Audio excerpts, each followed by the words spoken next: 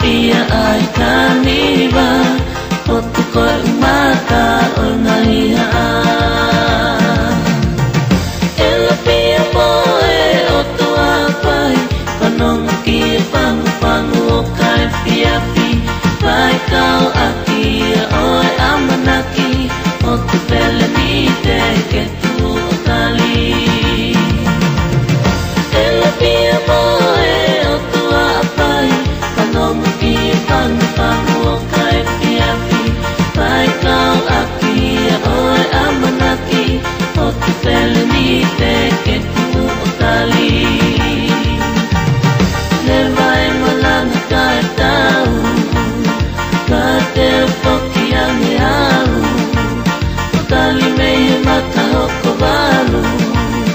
Kakoy haalau Isa ete mana tumiku ake Kito ka atong na maliku ang awale Ketue ay si apine Hey kiponua ay kuwang ako Tau ewa kie o tumatanga Moe ola oe unua kiponua Haata kalaua moha amafu Pai anga oe pakatalu-talu Tau ewa kie o tumatanga Moe ola oe unua kiponua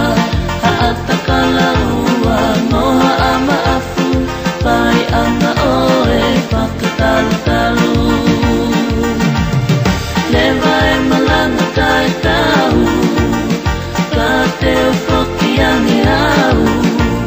Atali meia makahoko balu Kakoy haalau Isa ete mana tuniku ake Kito ka atonga moliku hanga wale Ketue ay si apine kiponua ay kuwang ako Levai malanga kay tau Kateo foki ang iau Utali meia makahoko balu Kakoy haalau